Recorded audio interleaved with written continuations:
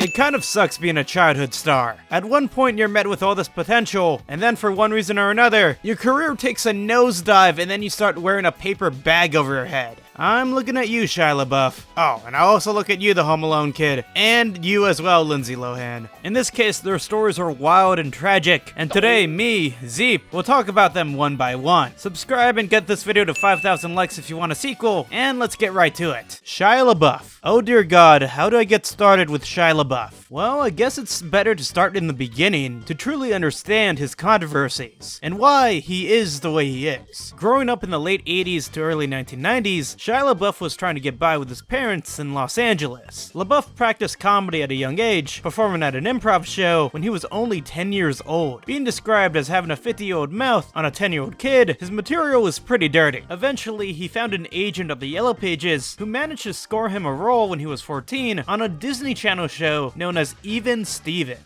This was his big breakthrough. You see, at the time, Shia LaBeouf's parents were making virtually no money. They were living by very poor in Echo Park, with LaBeouf saying that he only became an actor to financially provide for his parents. Here he was, the lead of a Disney show that would go on to run for 3 seasons. This is their story. Who cares about that? These are their slightly offbeat lives. See, I'm having fun already. They're Even Stevens. You're good. I'm a Stevens. Even Stevens was pretty good. The intro used to scare me as a kid, but hey, it was pretty funny. The premise was pretty simple. The Stevens family lives in Sacramento, California, where a brother and sister often clash, leading to random hijinks, with the brother being the best part of the show. His name was Louis. It was here where Shia LaBeouf was really able to show off his acting chops. His character, Louis, is pretty selfish. He constantly plans elaborate schemes to make his life easier, lazy, and kind of like a bad person. I mention all this because for this role, Shia LaBeouf was able to win Outstanding Performer in a Children's TV Series at the Daytime Emmy Awards. Shia LaBeouf had made it clear that he was pretty good at being a comic actor. Shia had to prove that he could do more than jokes. In 2003, the movie Holes came out.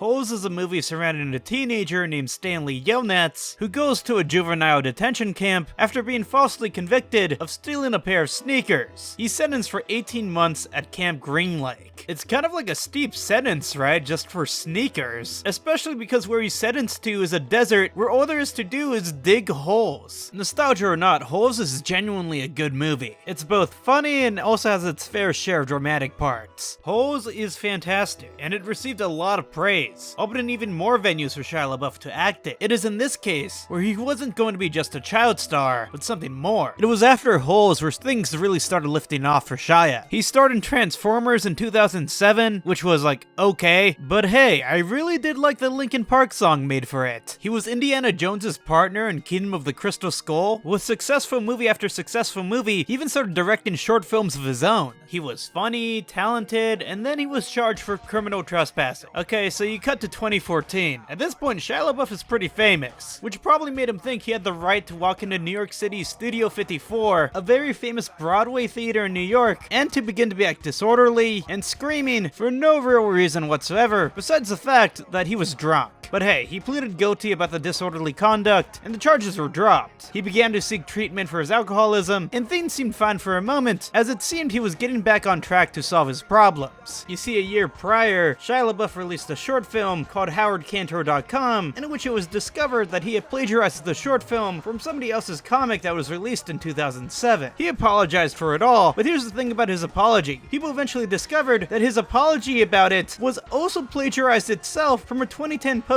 on Yahoo Answers. In the same year of 2014, Shia continued to be weird as hell. In February of that year, Shia arrived at the Berlin Film Festival, and on the red carpet, he wore a brown paper bag over his head with the words, "I am not famous anymore," written on it. Ironically enough, this probably made him more famous, as it was one of the most culturally relevant things to happen that year. Around this time frame, he would also say some really bizarre stuff in interviews. When the seagulls follow the trawler, it is because they think sardines will be thrown into the sea. Thank you very much.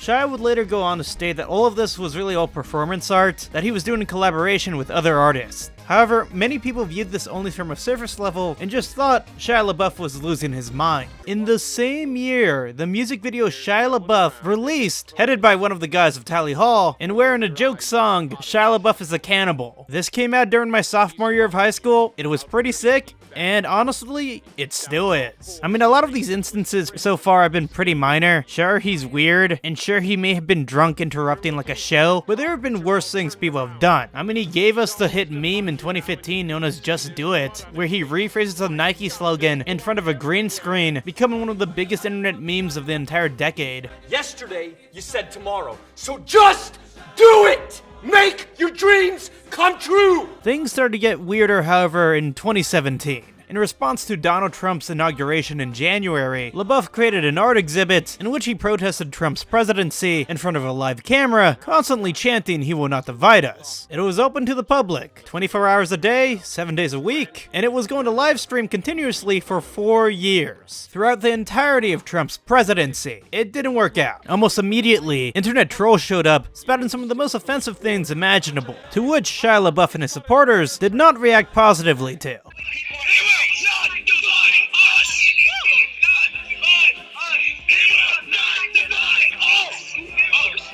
Altercations would lead to becoming almost violent, with the art project actually dividing even more people. Will not divide us. He will not divide us. He will not divide us.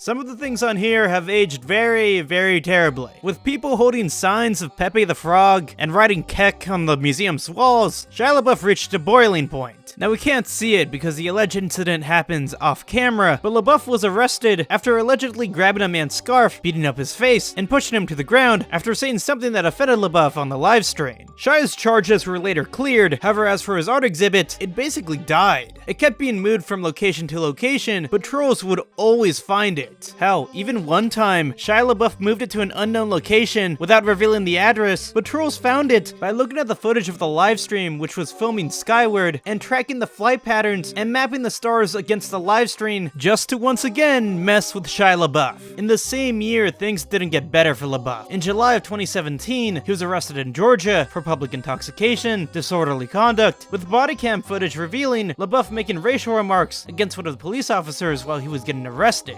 You got a president who don't give a about you, and you stuck in a police force that don't give a about you. So you want to arrest white people who ask for cigarettes? I came up to you trying to be nice, you stupid. I came up to you asking for a cigarette, you dumb. Why would I ask for a cigarette if I was racist, you stupid?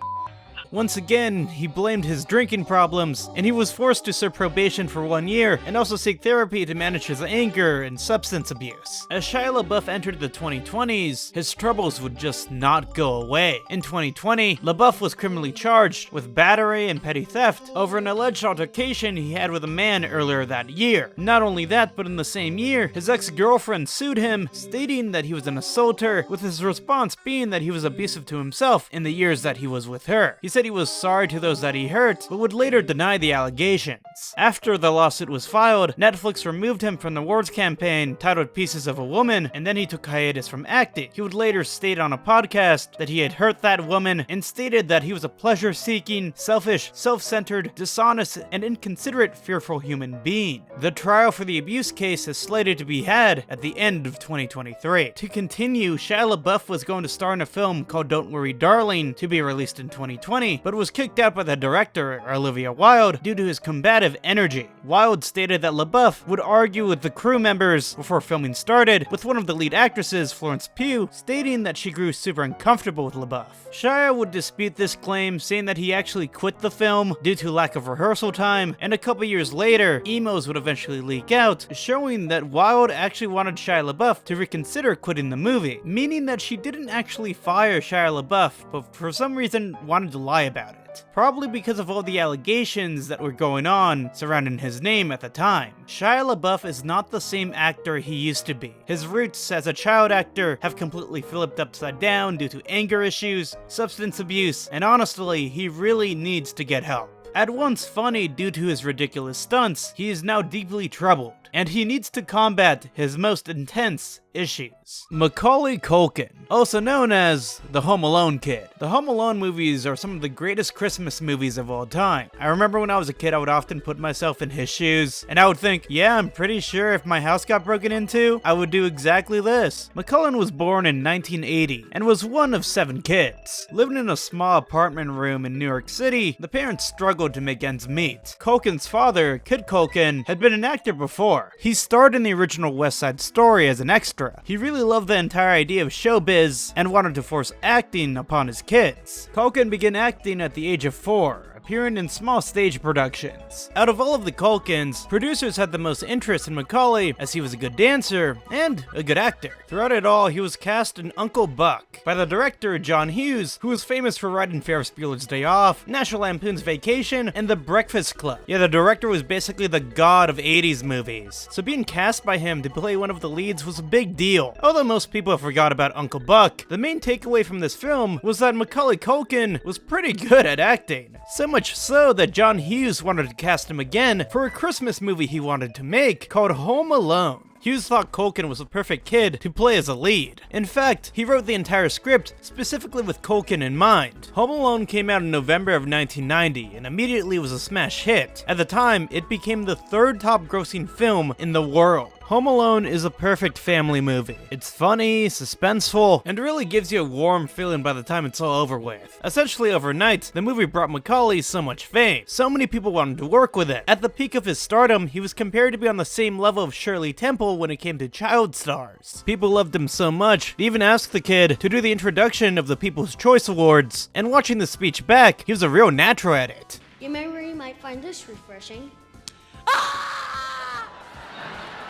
People thought he was going to stay in the acting world for a long time. Catching the attention of many Hollywood executives, he also became friends with Michael Jackson, even starring in his Black or White music video. This in turn is subject to some controversy, especially when it comes to allegations thrown at Michael Jackson, but Macaulay has asserted to this day that Jackson did nothing inappropriate towards him. When it came to Home Alone 2, Culkin was paid $4.5 million compared to how much he was paid for the first Home Alone, which was $110,000. When it came to his dad, he was over the moon. His kid had done it. He was a major Hollywood star. He had been a poor man, but now thanks to his son, he was becoming a rich man. Here's the thing, when it came to Macaulay, he wasn't as over the moon about it. He started to see it as more of a job, more as a way to put bread on the table for his mom and dad. His parents were really the one dictating what roles he would have, and Macaulay had less of a say, and it was more of a, oh, okay, I guess I'll do it. His dad would basically be supervising him for multiple hours per day while Macaulay was on set. The roles he would get wouldn't be fantastic, but he had to do it in order to keep his dad happy. He began to grow resentment towards his father, and resentment towards acting in general. It wouldn't help that whenever he left to be in public, he would be harassed vigorously. One time he was walking with a hat over his head to try and cover his face, and a lady came up to him, pulled off his hat, and said, "Oh, you're not really that cute in real life." By 1994, Macaulay had gotten tired of acting and had retired at the age of 14. His dad made his life a living hell. He would force Macaulay to sleep on the couch just to let him know who's boss. I guess he was boss, but at a cost. The movies Macaulay would star in after the success of Home Alone would be relatively uninteresting movies at best. His dad would get him a role, the movie would probably suck, but hey, he had to keep his dad happy, right? He was unhappy, and this would translate into his acting. Take the movie Richie Rich, for example, released in 1994, the same year Macaulay retired from acting. It's universally agreed between critics and viewers that Macaulay's acting in this movie sucks. It's so lifeless and uninterested in anything. Culkin looks really bored, and that's because the entire movie is also really boring as well. When Mac was done, he was like, damn, this is awesome. Time to actually live my life. However, things didn't get better. Culkin may have been done, but the paparazzi was not done with him. In the 1990s, Culkin's personal life would be a subject of ridicule. After Macaulay retired from acting, his parents split, which led to a big money battle between his parents over who would take custody of Culkin and receive all his money. Culkin had had enough of his parents. He took them to court and removed their names from his trust fund. From all the money he accumulated in the years he was acting, he gained around $15 to $20 million, a hefty amount for his father never to have. His dad never showed up to see the last day of the trial. His dad was so angry, he took all of Macaulay's possessions 2000s and never saw his son ever again. After everything was settled, what more was there to do? Macaulay tried to live a normal life again. Now divorced with his parents, he made new friends and started getting into partying. He was living the normal life a teenager should. By the early 2000s, he decided it was about time to go back into acting, but critics weren't so nice with the movies he would return with. The movies wouldn't perform well at the box office, and despite trying over and over again, he'd basically be rejected by Hollywood. But that wasn't the worst of it. The worst of it was when he was pulled over once and he was arrested for drug possession. The things he had weren't insane. It was just marijuana and some Xanax. But for tabloids everywhere, they thought this was the most craziest stuff ever. You see, in the 2000s, the tabloids were especially bad. They'd make wild accusations, and they really wanted to get a story to be like, oh, another child star descending into drugs and madness. All these exaggerated claims did not help Macaulay to get great roles. What made it worse is that by the end of the 2000s, Macaulay dealt with a couple more setbacks. Number one, throughout the decade of the 2000s, he had been dating Mila Kunis. A long-term relationship, he would try again and again to become engaged with her, to which she would say no. Eventually, they broke it off. This depressed Macaulay, but to make matters worse, in 2008, his older sister Dakota died after being hit by a car. Culkin entered a deep depression. His noticeable weight loss was seen in the public eye and was twisted into something else. The National Enquirer would make allegations against him, stating that he was addicted to heroin. Culkin would later state in an interview, of course stuff was going on, but no, he was not pounding 6 grams of heroin every month or whatever. The thing that bugged him was the tabloids wrapping it all in this weird guise of concern, when they weren't really concerned, they were just trying to find some attention to their stupid magazine. He had had enough. He moved to Paris to try and get away from everything, and to his surprise, he did. People over there recognized who he was, they just didn't care. Feeling refreshed and now dating a new girl by the name of Brenda Song, he moved back to America and even continued his underground band that he was doing on the side. To him, maybe things could turn around. He had a kid with Brenda in 2018 and even started to get roles again. He was making a comeback. He appeared in the 10th season of American Horror Story, playing one of the most popular characters of that season. At some point in 2020, he even poked fun at his own age, tweeting out, "Hey guys, wanna feel old? I'm 40. You're welcome." And finally, in 2022, he had his second kid. To some, they think Macaulay peaked when he was 10 years old, when in reality, that's not the truth. Really, it was his dad who peaked when his son was 10 years old. In terms of life, Macaulay is peaking right now. To many, he may appear as just the Home Alone kid, but I believe right now, Macaulay has been taking his life back, away from the tabloids and away from his terrible father. Lindsay Lohan. Lindsay Lohan has been in the public sphere since the 1990s, and unfortunately for her, she has dealt with the ridicule of paparazzi and a victim of the terrible gamble known as childhood stardom. We need to start from the beginning. In July of 1986, Lindsay Lohan was born in New York City. Her dad was a Wall Street trader, but due to inside trading, he was sent to prison when Lindsay Lohan was 3 years old. Her parents split soon after, ingraining that home life when she was young wasn't great. Despite the hardships, Lindsay Lohan's mom, Dina Lohan, had her daughter modeling at a very young age. By the age of 3, she was a child model for Calvin Klein and Abercrombie. Eventually, she was noticed by other advertisers. When she was young, she appeared in over 60 television commercials for Pizza Hut, Wendy's, and she even appeared in a Jell-O advertisement with Bill Cosby. At the age of 10, she was already part of the show business, appearing in a soap opera titled Another World. Lohan's career was fairly moderate at this point, until she appeared in a Disney movie in 1998 titled The Parent Trap. The movie wasn't groundbreaking by any means, but it did get her name out there. Her acting chops were pretty good, especially for the fact that in the movie, she played a dual role of twins, essentially playing 2 different characters. The movie got fairly competent reviews, with most critics complimenting Lindsay Lohan's role. People saw potential, they wanted her for their own movies and TV shows. However, Lohan wanted to resort back to normal life. She went back to high school, made friends with so many people, but her home life wasn't terrific. Her dad had returned home from prison, became addicted to substances, which led to Lohan to believe, hey, I should probably go back to this acting gig. She would star in a couple TV-made movies until 2003, when she appeared in the movie Freaky Friday.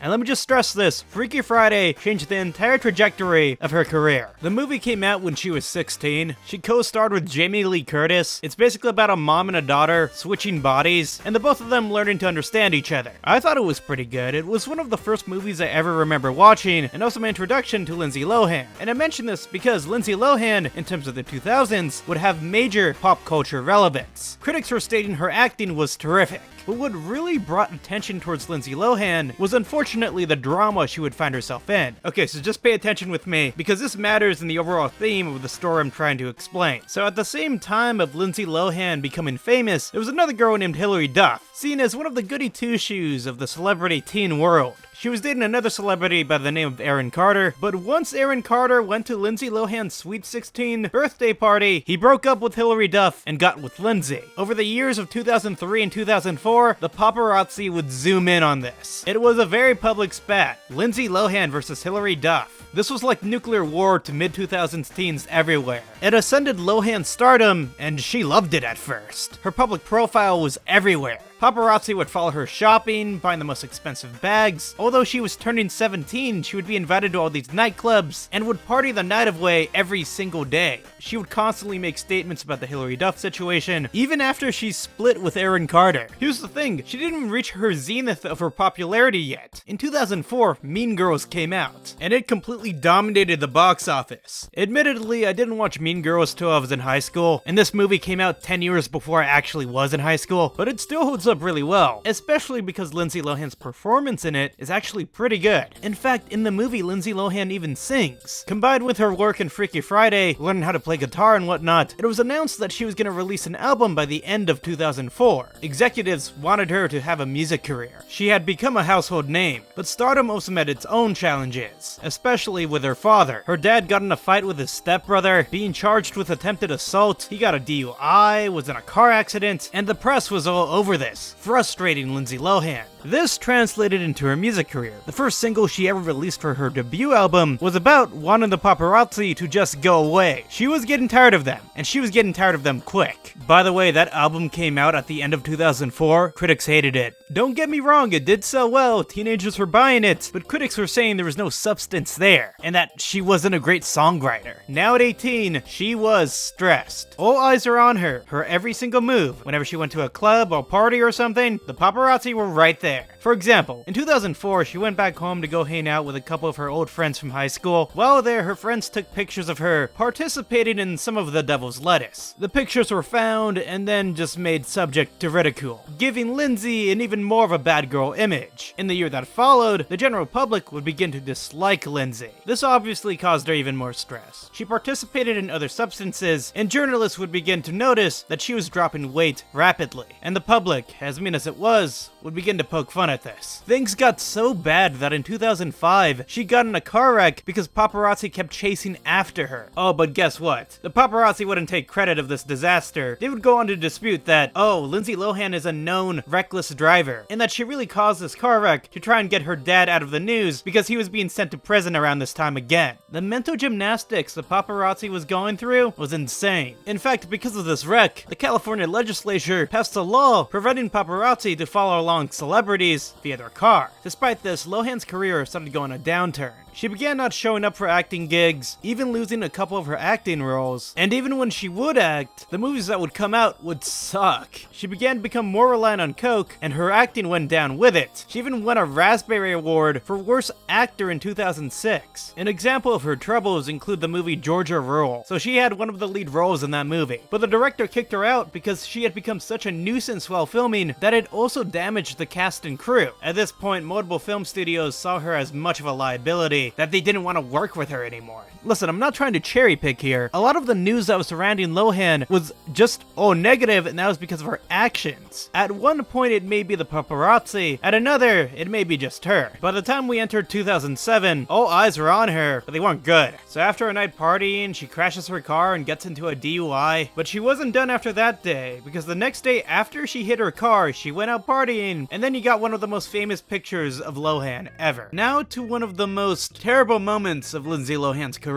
In July of 2007, Lohan was partying with her assistant, Taryn Graham. Lindsay and Taryn invited other guests, and things were fine up until the point she started drinking, and then she got in an argument with Taryn. Things got so heated, Taryn quit on the spot, which angered Lindsay a lot. Things were getting really heated and Taryn just wanted to leave. As she was driving away, Lindsay quickly hijacked one of the guests' cars while 3 other men were also in the passenger seats, and without their consent, Lindsay started driving and speeding off, basically kidnapping them. In fact, one of the men who were in the passenger seats, by the name of Ronnie, said he was so fearful, he jumped out of the car as it accelerated, and as he hit the ground, Lindsay ran over his foot and she just kept driving away. She proceeded to chase after her assistant, going 100 miles per hour, running through red lights, and when one of the guys tried to stop Lindsay to try and grab the wheel, she simply said, "If you touch me, I'll see you." And they continued to plead to her to just please stop. When Lindsay finally caught up to her ex-assistant, she began doing circles around her car, with Lindsay boasting, "I can't get in trouble, I'm a celebrity, I can do whatever I want." Eventually, the assistant managed to escape Lindsay. However, this didn't stop Lindsay. Lindsay thought the assistant was going to her mother's house in Santa Monica, so Lindsay went there. However, in the worst timing possible, the assistant's mother was pulling into the driveway right as Lindsay arrived, and Lindsay was doing these wild stunts, panicking the assistant's mother, which led her to speed off and led to Lindsay to still follow and stalk her. Eventually, they arrived at a parking lot and police arrived, but Lindsay tried to pin the blame by stating, "I wasn't driving, the black kid was driving." Jesus. She got a DUI and she got a mugshot. She was sentenced to 1 day of jail, and that was because the prison was too overcrowded. How insane. It wasn't even a full day, it was just 84 minutes she was actually in jail. I guess the justice system really proved her right when she said she could do anything. She did have to keep making court appearances, especially because she had court-ordered substance abuse treatment classes she had to attend. Basically means she had court-mandated rehab. She would keep failing drug tests and would miss her court-mandated classes, which led her to be sentenced to 90 days in jail. However, she only had to serve 2 weeks of it. And this was because of overcrowding, okay. It would eventually become a revolving door when it came to Lindsay. The press wasn't as interested, they moved on to other celebrities, and throughout Lindsay's progress, she would go forward and she would also go backwards. But progress isn't always exactly linear. She was trying her best to heal. She realized what the substance abuse was doing. By 2012, she was improving a decent amount. She was invited to the White House, she even hosted SNL again. However, every now and then she would have some of those weird moments. If you cut to 2017, she for some reason defends Harvey Weinstein, saying, "Oh, he never did anything to me," and just like,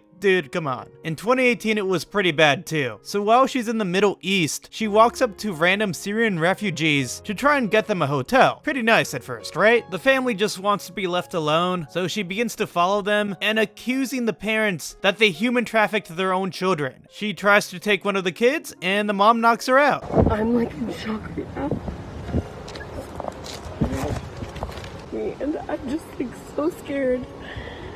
Throughout all her flaws and all of this, though, this story does have a somewhat happy ending. In the 2020s, she's gotten more stable. She's focused on TV production, and in fact, in July of 2023, she even had her first kid. Now, I can't tell you if everything's okay when it comes to Lindsay right now, but I'd like to hope that she has gotten better. In fact, while writing for this video, an article came out stating that Lindsay Lohan is the most stable version of herself after becoming a mom, and she states that she's in her most confident place than ever before. Childhood stardom is tragic, but every now and then, you can make a comeback. Like, comment, and subscribe. I'll see you next time.